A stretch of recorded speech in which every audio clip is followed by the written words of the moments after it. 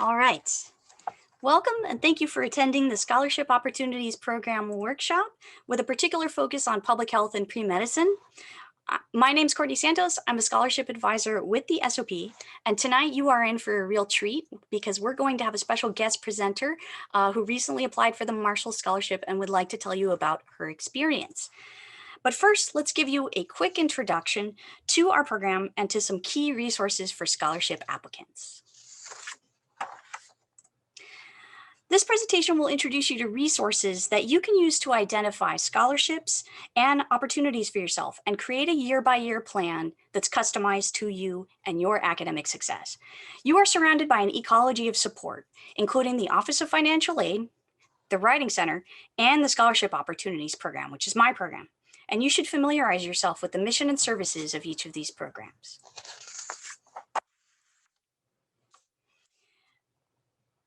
Along the way, we encourage students to develop self-awareness and take strategic risks, and to compete, of course, for these prestigious scholarships.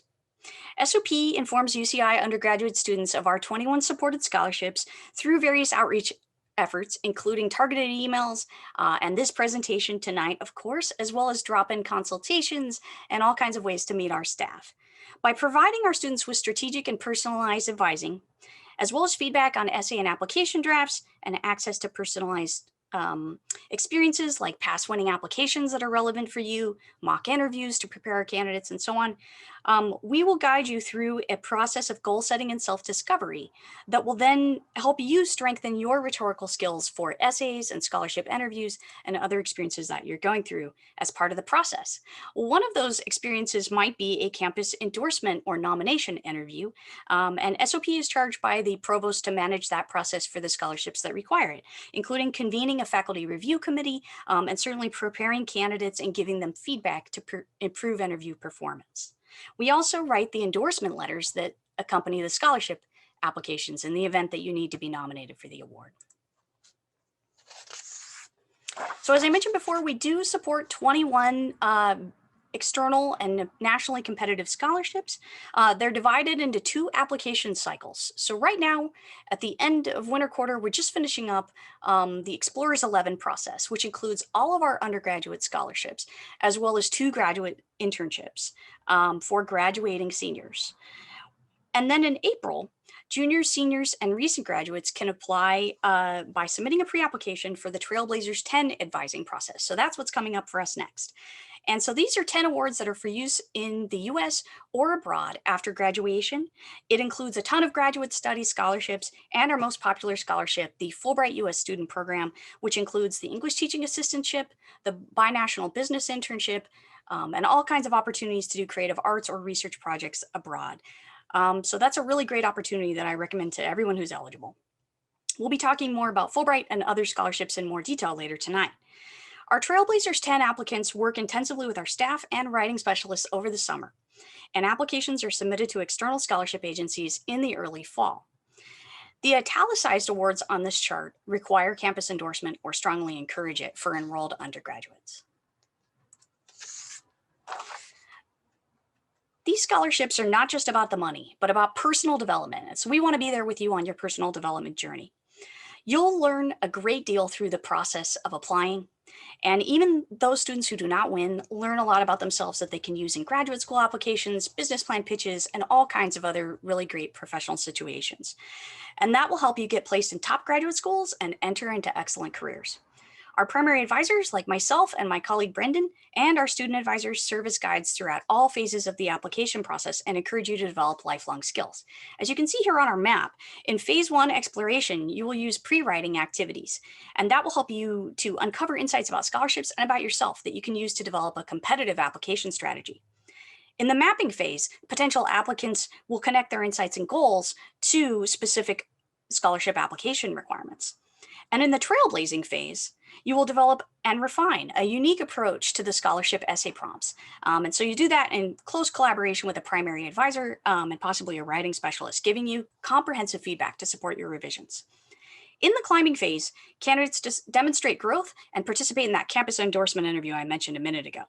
Your primary advisor will be there to support and guide you through that entire process. And then finally, in the making your mark phase, candidates finalize their narratives and complete their journeys by submitting the scholarship application. And then we all celebrate together. Ooh. All right. So for this process, we launched a new online course for potential prestigious scholarship candidates. It's called SOP Prep. This valuable resource supports sophomores and recent graduates and everybody in between in developing self-awareness of their goals, and especially intellectual and practical leadership values that you can use to advance your goals.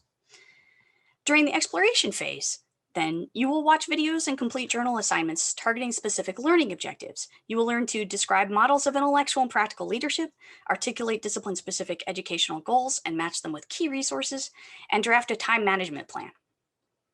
Our student advisors will be providing you personalized feedback throughout this experience. So you'll write your journals, you're going to have someone who's then going to give you some feedback and help you integrate that into your personal plans during the mapping phase, where you'll also write a vision statement for future original contributions that you want to make, which might be research or creative or whatever you have going on. And also take a virtual advisor quiz. And that will help you to match your goals with the specific scholarship offerings we have. So even if you don't know which scholarship is right for you, you'll be supported through the process of choosing that. SOP Prep is open to UCI undergraduates with sophomore or higher standing and a cumulative GPA of at least 3.0. It is open entry and open exit, so you do not need permission to enroll in the course. It's available on our website right now if you want to join. And recent graduates can still participate. So if you are within 4 quarters of graduation, you're good. The course doesn't provide any academic credit, but we do hope to inspire you to get started with graduate school and career planning and build relationships with our advising team in the remote learning environment. If you have any questions so far, please feel free to drop them in the chat. And I'll be monitoring the chat throughout the presentation just to see if anybody has any questions. All right. As far as why these scholarships matter, winners and finalists include these highly recognizable awards on their resumes for the rest of their lives. So it's something that you can definitely do as a CV builder, help you get into grad school, and so on. One component of UCI's national rankings is also how many prestigious scholarship winners that we have. So you're doing something really great for the anteater community when you apply for one of these awards. A lot of students ask me if there's like a recipe or a checklist that they can follow to become a competitive scholarship applicant and win an award.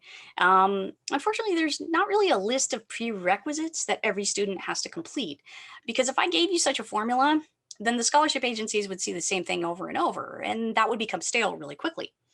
But there are some trends amongst our winners that we hope will inspire you. First thing, our winners customize their academic and extracurricular plans according to their passions. So it's really important to know yourself and what you value, because that's what's going to drive you forward. They also seized opportunities to reflect and revise as they went along. Our winners took risks, strategic risks, right? Not getting in trouble kind of risks. And they initiated action.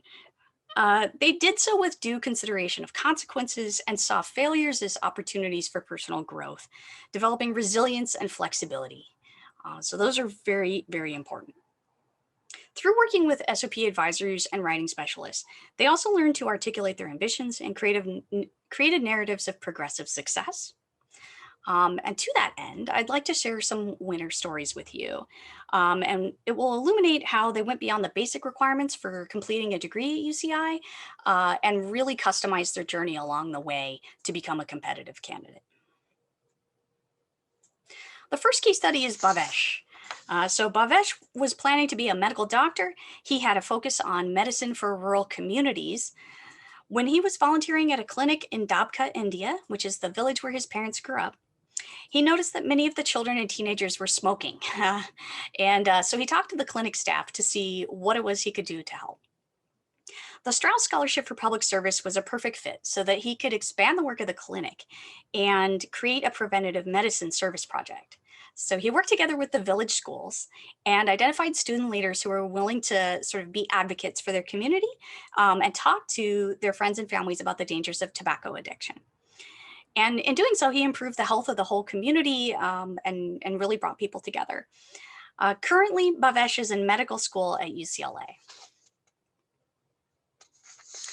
The Straus Scholarship is a really great scholarship for students from any major. It provides $15,000 to fund your original community service project. So if you have a heart to give like Bhavesh did, and a really cool original idea for how to help people, this might be the right scholarship for you. It does help to have at least 1 year of previous leadership experience, as well as a really great project idea that will make your application stand out. You also need to have the time and dedication to coordinate the project alongside your university activities. You do need to apply 1 to 2 years before graduating. So we're looking for sophomores and juniors next fall in early November to be pre-applicants for the Straus Scholarship. So there's plenty of time to think about service project ideas if that fits your timeline. Straus projects can be international, like Bhavesh's, local, or even on campus. In fact, the Arroyo Vista Garden has been funded in part by Straus Scholarship nominees. And you can collaborate with an existing organization like the clinic in the village or like UCI, or you can even start your own if needed. You can also apply as a senior if you are taking a 5th year, and international students and DACA recipients can also apply for this scholarship. This is Leandra. Leandra was an honors to honors transfer student from Irvine Valley College. She had already participated in summer research experiences and had great mentors supporting her. So she became involved in research right away after starting at UCI. And she decided to major in public health sciences, and she got involved in research so early that she was able to become a Goldwater Scholar, which was really helpful. It propelled her forward in myriad ways. Although she was a first-generation college student and had never been abroad before, Leandra also learned about the work of some leading immunologists at Cambridge University in the United Kingdom. She wanted to be an agent of positive change in the world through her impact on healthcare improvements, especially cell signaling and cancer. Leandra received the Gates Cambridge Scholarship to pursue an MPhil in biological sciences at Cambridge in pathologies. Leandra is now pursuing her MD PhD at Stanford University in the Medical Scientist Training Program. The Goldwater Scholarship is another awesome undergraduate level scholarship. This one is for excellence in scientific research, and so you can fund 1 or 2 years of undergraduate study. If you intend a research career in math, computer science, engineering, the natural sciences, psychology, and in Leandra's case, public health sciences, she was eligible as well. Do keep in mind that if you, like Leandra, are thinking about medical school, you want to make sure that you're on the MD PhD path. They are really looking for students who want to focus on research rather than clinical medicine. Competitive candidates also have at least a 3.7 GPA and have typically begun undergraduate research before they apply for the scholarship. Writing a proposal for UROP funding can help to prepare you to write the Goldwater research essay, so that's really helpful too. Most of the applicants are preparing to be university professors, but some pursue research and development in industry. One other thing I should mention here, you can apply as a sophomore or a junior with 1 or 2 years of undergraduate study remaining, and you must be a US citizen or permanent resident. And nationally, up to 260 Goldwater scholars receive awards of $7,500 per year. So that one will be taking pre-applications next for the Goldwater in late October. And finally, the Harry S. Truman Scholarship is the last undergraduate scholarship that I'll be talking about before we move on to some additional case studies. The Truman is an especially generous award for US citizens who are thinking about government or nonprofit work, especially in leadership roles.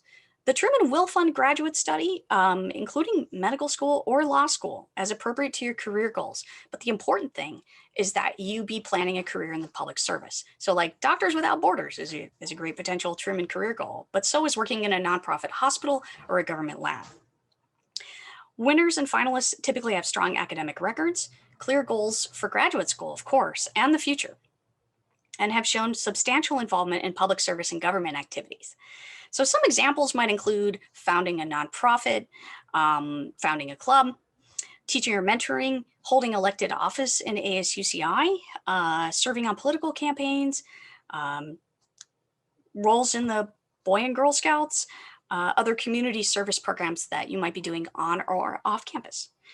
Before applying for the Truman Scholarship, you must be able to reflect on a significant leadership experience in your life so far, and be ready to write a brief policy proposal in which you can talk about the problems that you see in the world and what ideas you might have to change them. SOP convenes a faculty screening panel to nominate candidates for the Truman Scholarship, and if you're interested in that one, you can apply only as a junior, meaning 1 year before graduating, and you'll want to submit your pre-application in late October. And again, if you guys have any questions, feel free to drop them in the chat. All right, and now it's time for our special guest. For our next case study, I'd like to introduce you to recent UCI alumna and current staff member at the Fresh Basic Needs Hub, Malak Kudemi. Malak was just named a British Marshall Scholar for the 2021-22 academic year, and she would like to share her SOP application experience with you. So Malak, I'm going to go ahead and stop sharing, and then if you'd like to share stuff, you can do that. Thanks for joining us. Absolutely, happy to be here. So I can go ahead and share screen, right? Of course. Okay, perfect.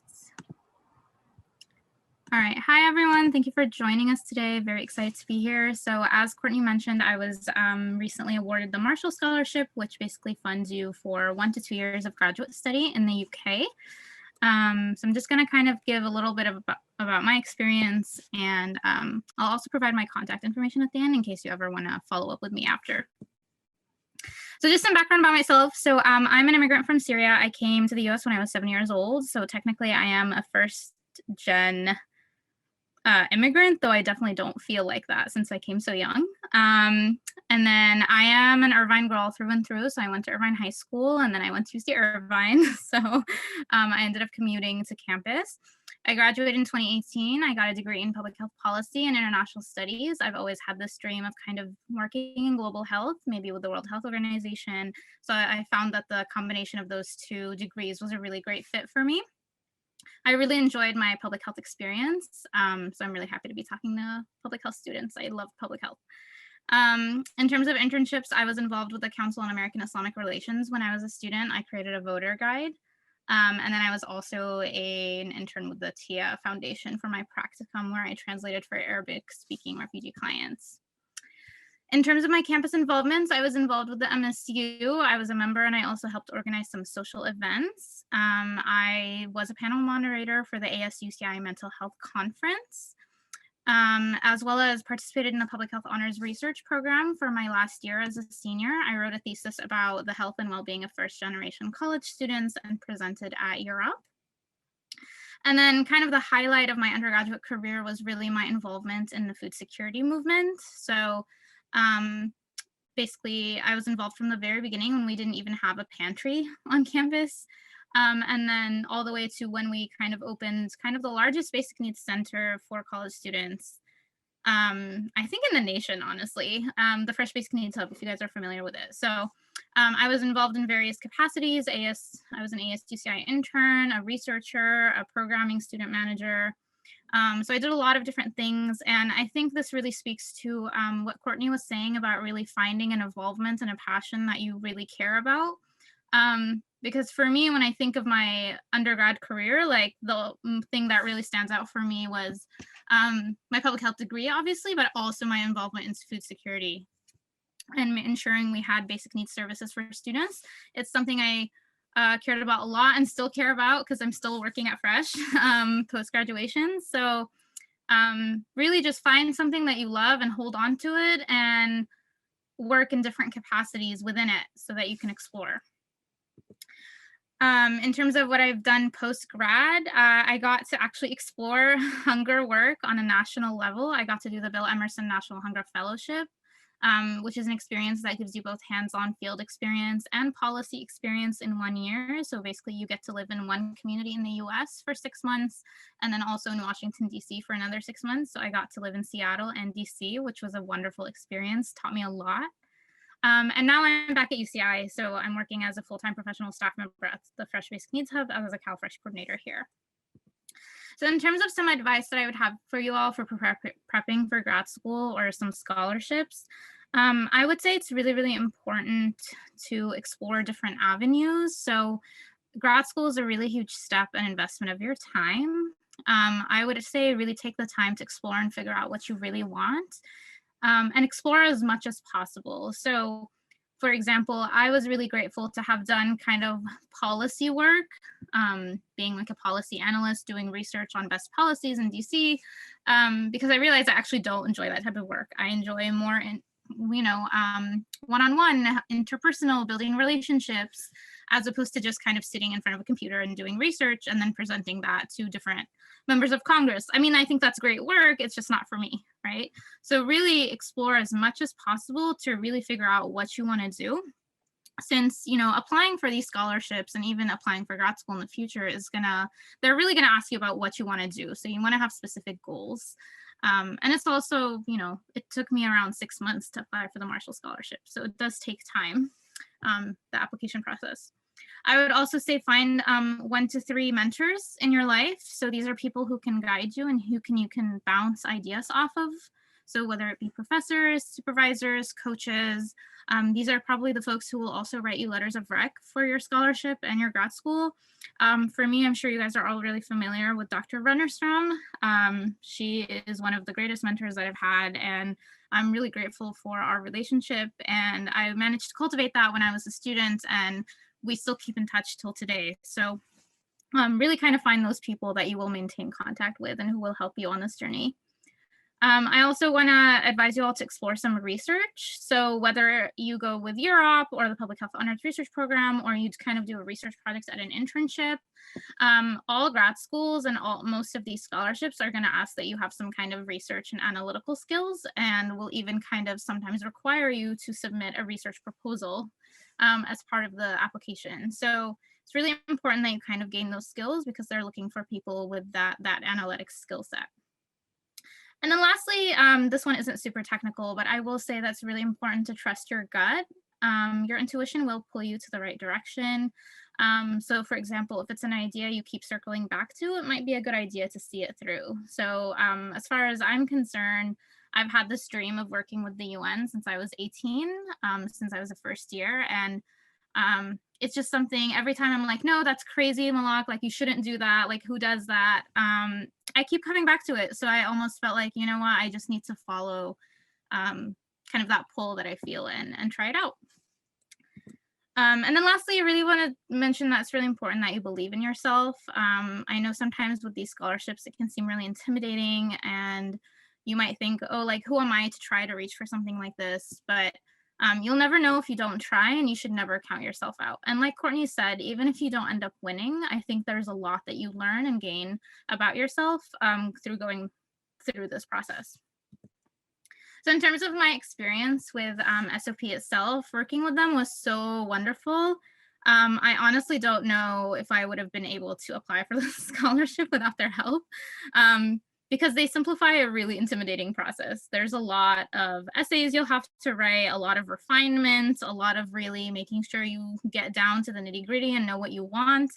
And they really help you kind of do the internal work to hone in what you're going to say in your essays. So those journaling activities that she was talking about with the SOP Prep, that's really helpful, because it really helps you develop your goals. So for example, I've kind of am really interested in doing like global health work in the Middle East, because that's where my family's come from, right? But then like that's where I started. And then, after talking to Courtney, who was my primary advisor, she was like, okay, this is a great start, but like, what does doing global health in the Middle East mean? Like, what kind of work do you want to do? Which populations, which region, right? So they really help you do that work ahead of time, so that by the time you start writing your essays, you're kind of ready to go. They provide very helpful feedback, and they're very quick and responsive. I am the kind of person who tends to ask a lot of questions. So I sent Courtney many emails and asked her probably a lot of questions during our one-on-ones, but she was very helpful and always so patient. But I will say, I think kind of those things that I mentioned in my prior slide is having done that kind of exploration on your own, having a mentor, having some research experience, and trusting your intuition has really, really helped simplify the process for me. And it was really necessary prep work for applying. And like Courtney was saying, there's really like no one linear path or one winning path to obtaining a scholarship or even applying for one. You just kind of have to make sure you explore and find things that interest you. find some mentors, get some research experience, and then that will help you with your application. And I want to do a quick shout out. Courtney was and still is an amazing SOP advisor. So if you guys are lucky enough to work with her, I think you'll have an amazing time. And I think all of the advisors are great too, but I just worked with Courtney personally, so she was really great. In terms of future for me, I think what I'm going to do is probably finish the academic year at UCI, then hopefully attend the London School of Economics to get a degree in health and international development, funded by the Marshall Scholarship. And then hopefully after that, the plan is to work with the WHO or an INGO in the Middle East and do some kind of nutrition related work with young women. So that's kind of how that's looking for me. This is my contact info. If you guys want to connect with me on LinkedIn or send me an email, I'd be happy to connect with you all. I don't know if there's going to be like a Q&A portion after, but yeah, thank you all for listening. And I'm super happy to be here. I would highly recommend that you guys apply with SOP if you're thinking about any of these scholarships. They're just really great. Thank you so much, Malak. That was lovely. I loved that graphic showing your journey and your future. It's such a bright vision. And thank you so much and congratulations. I am so proud of you for obviously winning the Marshall Scholarship, but moreover, just for the amazing growth that you demonstrated. So thank you so much. All right, if anyone has further questions for Malak, feel free to drop them in the chat or for me. We've been carrying on a little side conversation here about how amazing the Career Center is for students who are considering medical school, but also any kind of graduate program. They have awesome resources. And we'll talk a little bit more later in the presentation about more resources that you can use. All right, so let me pull back up my slides. There we go. All right, so I do want to talk a little bit then about the Marshall Scholarship as well as similar scholarships for going to the UK. The UK is definitely one of our most popular graduate school destinations for our students. And so there's a wonderful variety of opportunities. There's the Rhodes for Oxford. It's probably one of the best known of our scholarships. It's the oldest prestigious scholarship in the world. And it sort of provided a model for all of these top leadership awards like Gates Cambridge for Cambridge University, certainly the Marshall Scholarship, which honors the special relationship historically between the US and the UK and recovering from World War II. And is funded by the British government. The Marshall's kind of special because you can choose any UK university. And so like Malak, you can go to London School of Economics or really anywhere you can dream. There's also the Mitchell Scholarship, which is a very similar award, but for universities in Ireland. And then finally, the Schwarzman Scholars Program, which is a unique one-year master's program that brings together students from the US, China, and other countries in a master's in global affairs, and that's fully funded as well. So these are all great opportunities. They're in many ways more alike than different. They all demand academic excellence, of course, but also significant achievements in leadership, research, business, or public service. So like for Malak, working with the Fresh Hub and other organizations on campus really helps springboard some of those qualities into place before applying for Marshall. Most recipients also plan pretty ambitious careers. Malak was talking about daring to dream to join the UN and those kind of programs. And I think that's really important to be the sort of person who dares to dream. Former heads of state, such as US President Bill Clinton, sort of well known as a Rhodes Scholar, as well as some of the recent presidential candidates like Cory Booker, a journalist like Rachel Maddow, and so on. Canadian Prime Minister John Turner and Australian Prime Minister Malcolm Turnbull have all won the Rhodes as well. So they're often pretty well known, but there's also plenty of really famous alumni from any of these scholarship programs. So just to take another example, the Marshall, the Supreme Court Justices Neil Gorsuch and Stephen Breyer, and UCI Professor Emeritus of Political Science, James Danziger, who's a great friend of mine. They are all Marshall Scholars like Malak. And I did want to mention that some of these scholarships have restrictions on citizenship, the Marshall in particular, because it honors this special relationship between the US and the UK. But the Rhodes, the Gates, the Schwarzman, those are all open to students with any citizenship status. If you're interested in these scholarships, you want to apply as a junior, a graduating senior, or a recent alum, whatever timing makes sense for you when you're thinking about graduate school. You want to apply a year in advance of actually enrolling in graduate school. And the way you get started is by joining our SOP Prep course and then submitting your Trailblazers 10 pre-application by April of the year you want to apply. And so for this year, the deadline is April 12th. So it's coming up in a couple months. And we will be posting the pre-application procedures on our website by next week. So if you are planning to apply this year, just a heads up, you'll see it by the end of next week on our website, scholars.uci.edu. All right, another case study of a Trailblazers 10 applicant. This is Sunny. She immigrated to the United States from China and became a citizen. She sought to improve the world for the better through her work, especially assisting students as a peer academic advisor and publishing research on public health challenges. And so she found herself wanting to volunteer locally and then eventually internationally for aid organizations. So after graduating, Sunny decided to go into the Peace Corps, which is another really wonderful program that I recommend. She was placed in Fiji with the Reproductive and Family Health Association. And so she ended up doing a community development project that was focused on women's and girls' health. And so through our Trailblazers 10 application process, while Sunny was in the Peace Corps in Fiji, which was complicated because she was abroad, but she was able to do this successfully, she applied for the Fulbright Scholarship with us. And so she decided she wanted to get back to research after being in the Peace Corps. And so she decided to carry out a research project on community education, the thing that she had been doing in practice. She wanted to then research, but in Nigeria. And she wanted to go to Nigeria specifically because they were like recovering from the Ebola crisis. So it was an interesting time to be there. You know, sort of like right now, the world is, you know, recovering from a pandemic situation. We're kind of coming out of the end of that, hopefully in the next couple of years. And so we're going to see great progress. And so she wanted to observe the progress that was happening after Ebola. So she went to Nigeria, and then after the Fulbright, she returned to the US.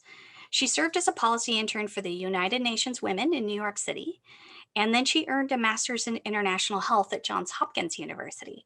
And currently, Sunny is a presidential management fellow at the Centers for Disease Control, where she is working on the COVID-19 response. So you see how it sort of all comes together in terms of just following your passions, figuring out what kind of help or what, you know, service you want to provide to other people. And you can end up really following that all the way up into top levels of leadership from UCI. So I'm so proud of Sunny. All right, the Fulbright program is definitely our most popular scholarship. I think it's also great because it's the most flexible. Really, you can do almost anything that you can imagine with Fulbright, and that's incredible. They offer up to 140 different countries, and you can spend your year abroad with Fulbright doing research, undertaking special studies, like maybe there's coursework that you were never able to take at UCI because it's not offered here, but it's offered in the host country. So that would be a traditional academic study research grant, but they also offer special grants. Certainly in the arts, you can do a creative project. You can do a business internship through the Binational Business Internship Program in Mexico. And you can also teach English in pretty much any host country where English is not the primary language. You should have at least 1 year of relevant experience for the award type that you want to pursue, but that's really the only criteria. It's so flexible, and it's such a big program too. They award over 2,000 Fulbright grants every year. Currently, we have 16 semifinalists from UCI, which is a record. It's very exciting for us. Right now, we're going through mock interviews with some of the students who are being interviewed by their host countries. And so we are very excited and obviously hoping that we will see multiple winners right as we're getting to go abroad again when it's safer to do so after people are vaccinated. So this is a really good year to be at UCI. If the host country you're interested in uses a language that is not English, you should try to gain at least intermediate proficiency in the language before you apply. So if you're thinking about Fulbright, but maybe you're a freshman or a sophomore, right now is a great time to think about, do I want to add some language coursework? Because maybe you're going to a particular interesting place in the world where you would need to do that. But even recent graduates can learn quite a bit of language on their own using self-study materials and so on. And so we've had some students do that as well. Countries that only require English include the UK, Ireland, Australia, New Zealand, Canada, but they are especially competitive. So it can really be to your advantage to spend at least a little bit of time learning a foreign language. Grants for Fulbright generally provide round-trip transportation, language or orientation courses, tuition, books, really everything that you need to live a comfortable life in the host country. Juniors, seniors, and recent alumni who are US citizens are eligible to apply for Fulbright.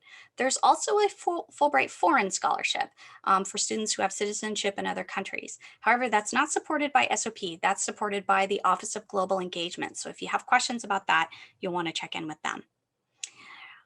Before applying for Fulbright, just be aware that there is a 1-year turnaround. It takes a long time for them to review over 11,000 applications from US students. And so you do need to apply 1 year prior to going abroad.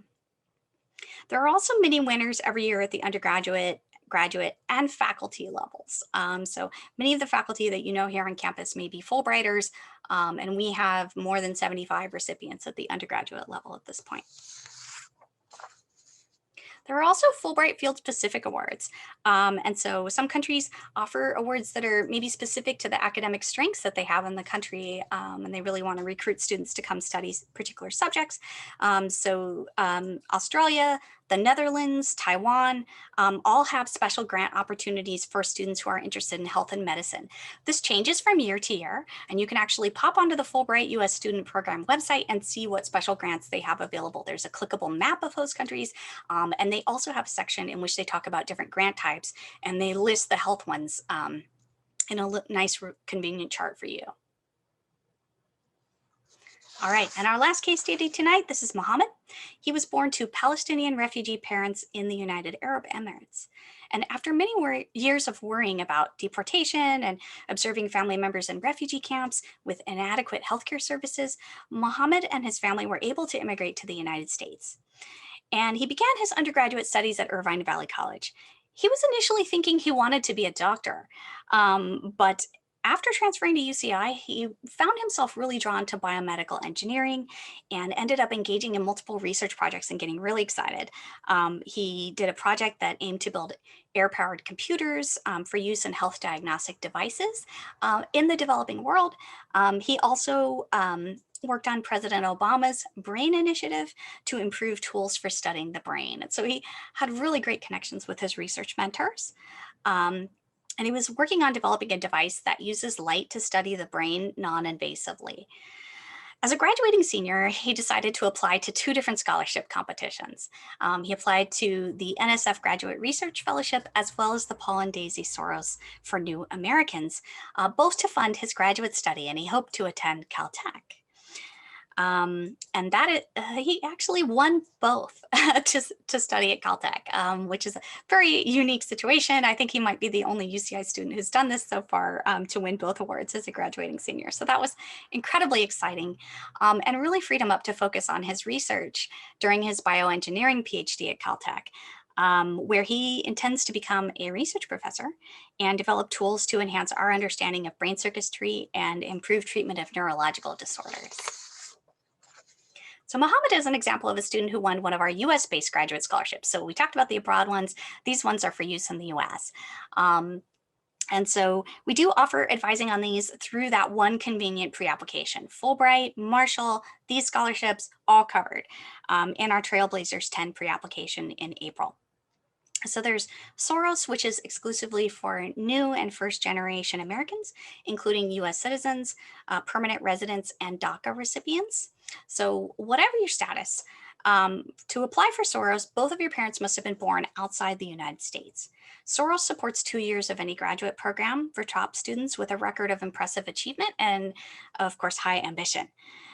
Knight Hennessy Scholars is a similar scholarship, but it is for Stanford University specifically. And they're really trying to fund the top graduate student leaders in any major there.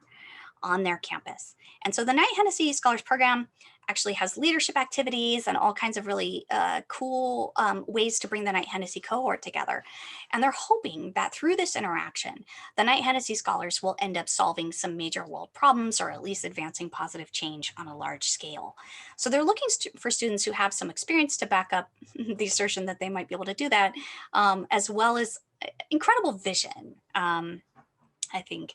And so they'll be funding about 100 scholars per year, and certainly looking for students who have a strong sense of civic duty and the ability to work together collaboratively with other Knight Hennessy scholars. So again, apply as a junior, senior, or recent alumnus for any of these, but definitely 1 year before you enroll in graduate school. Moving on to general application components, you'll see as you go through scholarship applications that there are remarkably similar requirements. In fact, there's often a couple of essays. They might be project or study proposals. Usually there's a personal statement in which you get a chance to talk about yourself, of course, and then letters of recommendation. Our scholarships have anywhere from 3 to even 8 letters of recommendation, so it kind of varies by scholarship. But your advisor will always let you know in advance how many you need and give you plenty of time to contact people who might be willing to write them for you.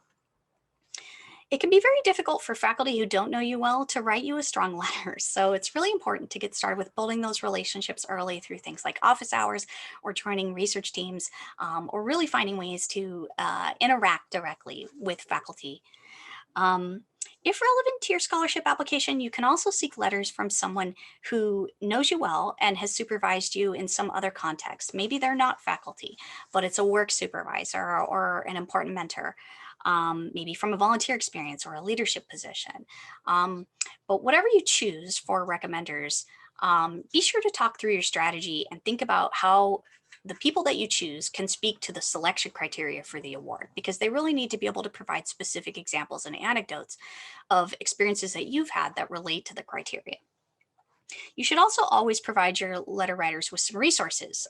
You'll need transcripts and CVs for scholarship applications. And in fact, it's very helpful for your recommenders to have access to those things as they're writing for you as well, so they can refer to specific details and get those details accurate. Now, as far as essay advice, certainly through our program, we provide personalized feedback along the way, but there are a couple of genres that you should just be aware of going into this, because they're remarkably similar to essays that you might be writing for other types of proposals, such as for UROP. And so you can kind of familiarize yourself with the genre and get comfortable with it. So for proposal essays, we often see research proposals. And so there might be sort of a formula to this, right? You have a research question, then you detail the way you're going to approach that question and the methods that you're going to use to get there. And hopefully you include some kind of timeline and some outcomes that you expect from the project. So that's sort of the sauce, the secret sauce there for a research proposal, right? But we can apply that to other types of proposals too.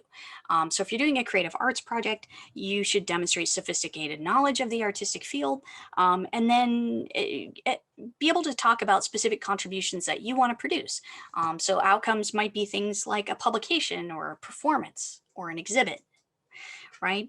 Many of those same principles then apply also to graduate study proposals. You want to be as specific and as detailed in your plan as possible, right? And so you can describe how you want to pursue a particular subfield, how you want to work with particular faculty at a certain institution, and really be able to, leverage the resources of the graduate program to pursue particular interests that really drive you forward.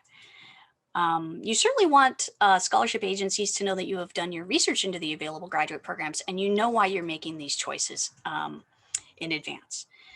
And it should also be obvious that service project proposals have to involve some sort of benefit for society as an outcome, right? But it's really true that all scholarship funding agencies kind of expect that, right? They're funding you and they're hoping that you're going to create a better future when you're done with your studies. So I think that's a commonality. You want to inspire their full confidence that if they fund you and make it that investment, that your work will have a positive impact on the world. For personal statements, it's an integral part of many applications, certainly. Your best opportunity to distinguish yourself as a person in a pile of 300 or more scholarship applications, right? So you want to be memorable. One of the ways that you can do that is by using concrete examples or anecdotes. Kind of opening yourself up and telling a story is really, really valuable and powerful.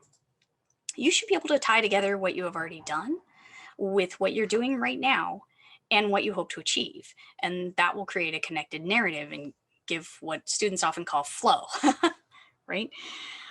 Procrastination is your enemy with either of these essays. It's great to give feedback, but you want to give people enough time to respond, of course. And so you can start early, brainstorm your ideas with your friends and your mentors, and certainly get feedback from faculty or from SOP staff or whoever is helping you with your application. You can also make an appointment to view past winning applications through SOP if you are interested in gaining inspiration. I always want to encourage my students to use campus resources effectively, and my SOP prep course gives a lot of tips on how to do that. But here's just some places to get started. We talked about establishing relationships with faculty. Malak talked about the value of mentoring that she had experienced in the public health and international studies programs, and I think that's essential. I also encourage my students to perform research no matter what major you're in. And certainly artists too can get grants through UROP and so on. But whatever you're doing, try to generate ways that you can do something original and show it to people. I think that's key. The university has a lot of great ways to do that. Studying abroad is optional, and of course, during COVID, it's not been available, right? But it will be there in the future, and we have every confidence that the Fulbright program and other study abroad programs are going to reopen again soon. And so it's something I encourage students to do. A lot of my previous students have told me how much studying abroad really meant to them. But there are also many ways to engage with other cultures on campus and in your local community too. And so, among those things, cross-cultural center and so on, but also just community service, just being with people and listening to them is so valuable. If you need to work, look into whether or not you can pursue internships. The Career Center has lots of really great internships listed on Handshake, and there's all kinds of opportunities to work on campus too. And so that hands-on work experience is very valuable for a lot of students. Wherever you go, seek out leadership opportunities. If it's your first year in a club, learn the ropes and then figure out how you can be someone who's helping guide others who are learning the ropes. I think that's something that's really great about the university, is that we offer all these great leadership opportunities. A competitive applicant is going to look different across different disciplines and career goals, but we do look for things like training and mentoring others, and other ways of demonstrating leadership. And finally, we do offer a variety of honor societies on campus. One that's hosted in my unit is called the Phi Beta Kappa Honor Society. And so let me just really quickly tell you about PBK, because if you get an invitation to this society, I certainly hope you will join. It is the nation's oldest and most recognizable honor society. It is invitation only. So we send out invitations every year in April to juniors as well as graduating seniors. And it is a legitimate honor society for sure. In fact, it includes more than 17 US presidents, Supreme Courts and justices, all these really amazing luminary scholars, artists. And so we actually have symposia where these PBK members come to visit the campus. And we also have other events year round. Like right now, we're planning a Shakespeare scavenger hunt, which sounds like so much fun, especially in the virtual environment. So there's all kinds of really neat ways to connect with PBK as a member, or even as someone in the public who's just interested and curious. So I do recommend PBK. It's a great society, and we do try to keep membership free. So that's something that's really important to us, is that we don't want students to face barriers trying to get into this organization. We want it to be available to everyone who is invited. I am a PBK member, and so if you have questions, certainly feel free to reach out, or to our coordinator, Brenda. There's also graduate scholarships for students who are in PBK. And as far as opportunities for professional development, I did want to mention that we do have some student advisor positions and marketing and communications development internship positions open in the SOP office. And so again, you can check out these really great student employment opportunities on the Career Center website and Handshake. All right, if you have any questions, please feel free to drop them in the chat, and I will stick around for a few more minutes. If you're interested in learning more about SOP, definitely get enrolled in SOP Prep. We've got a lot of really cool resources in there for you. And we are so looking forward to meeting you and to seeing you and advising. Thank you for being a great audience tonight. All right, let me get through these questions in the chat. Thank you so much. Will the slides be posted? No, but a recording will. The recording will be available on our website in about 2 weeks. Let's see, SOP Prep. Does SOP Prep guide students in thinking about or developing a research or service project? Yes, we do have some writing activities in there that could help you think through a project idea or some kind of vision for your future, as well as help you figure out what kind of resources would make sense for that.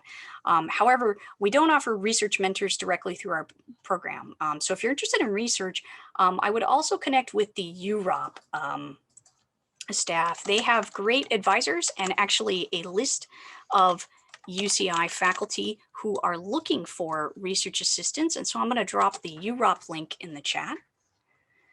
All right, let's see. Somebody said, it seems like these scholarships are intended to award researcher students. Are there scholarships for students who are interested in clinical medicine? Yes. So some of them do restrict students who are applying to medical school, but a couple that you would want to look out for if you are applying to MD only as your goal would be Truman Scholarship, Straus Scholarship, and Hennessy Scholars.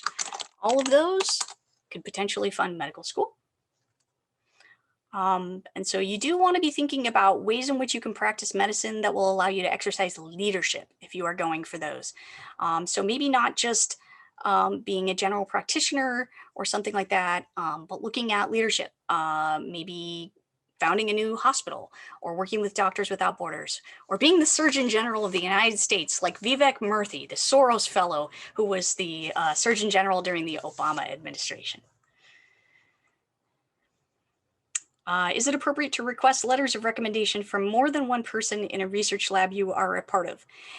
This is a good question. This is something to talk about with your primary advisor as well as the people in your lab, in fact. I think if they have seen you in different contexts, it's possible that they would need to write separate letters. But more commonly, people from the same lab actually co-write a letter.